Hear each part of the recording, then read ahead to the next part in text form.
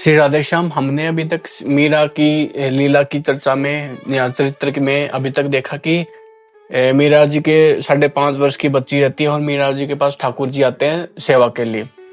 तो मीरा अपने दादा जी से या अपने दादा से या बाबोसा से नामकरण करवाती हैं ठाकुर जी का कि क्या नाम रखना है। तो नामकरण करते हैं और नामकरण करने के बाद में मीरा पूछती है इसका नाम का अर्थ क्या और ये नाम ठाकुर जी का नाम क्यों पड़ा, इसकी लीला क्या। और फिर ये लीला सुन के मीराबाई जी की समाधि लग जाती है। कैसे लगती है देखते हैं।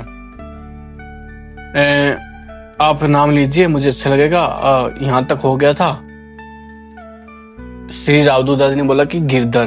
तुम बस बाबा साहब मीरा उतावली से बोली गिरधर नाम सबसे अच्छा है, इसका नाम का अर्थ क्या है।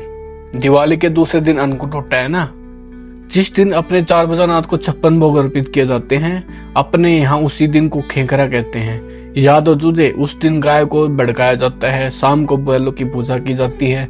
और हाँ बोसा, बैलों की पूजा है बड़े बाप या बड़े कोरसा वीरम देव जी करते हैं। उस दिन क्या हुआ था, मैं बूढ़ा हो गया हूँ ना, इसलिए इतने सारे बैलों की पूजा तो कर नहीं सकता, 10-5 की मैं कर लेता हूँ। फिर उन्हें बड़े कुंवर से कहते हैं हाँ तो मैं कह रहा हूँ कि था कि दिवाली के दूसरे दिन व्रत के इंद्र यज्ञ होता है। भगवान कृष्ण ने उनको बंद करवाकर गोवर्धन पर्वत की पूजा प्रारंभ करवा दी। इससे इंद्र को क्रोध चढ़ गया और उसके वज्र पर खूब जोर की वर्षा करवा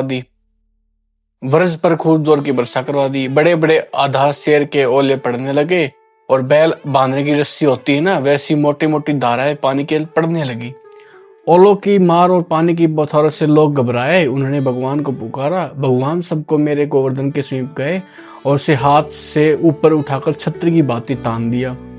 व्रज के लोग अपने ढोर डंगर छोरा और गठड़ी मुट्ठी लेकर उसके नीचे घुस गए। 7 दिन तक पूर्व अपने बाएं हाथ की छोटी उंगली पर परत उठाए खड़े रहे, दाहिने हाथ से बंसी बजाते रहे। वे निरंतर बंसी वादन इसलिए करते रहे कि किसी का ध्यान समय और सुख भूख प्यास थकान पर ना जाए। अपना चक्र व्रज के ऊपर छोड़ा कि वर्षा के जोर और ओलों से किसी के घर झोपड़े न ढह जाएं। चक्र ने सब जल सोख लिया। वास्तव में 7 दिन वर्षा हुई, बंद नहीं हुई। सबने घर जाने को कहा।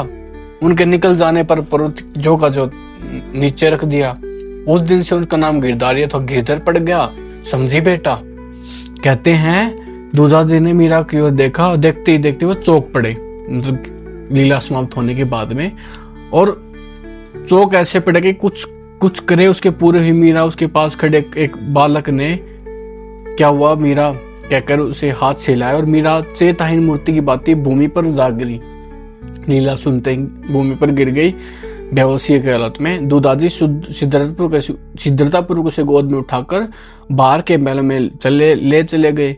बच्चों के मुख से सारी घटना सुनकर इस तरह चिंतित होकर सोचने लगी कि हंसती खेलती बालिका को अकस्मात ऐसा क्या हो गया है। बाकी शेष हम आगे इस मीराबाई के भाव समाधि पे, उनकी लीला चिंतन पे आगे चर्चा करेंगे कि उसकी जन्मदात्री माँ होती है, उसका कैसे चिंतन करती, क्या चिंतन करती ठाकुर जी के बारे में, उनके पिताश्री क्या उसकी माँ को समझाते हैं। श्री राधे श्याम।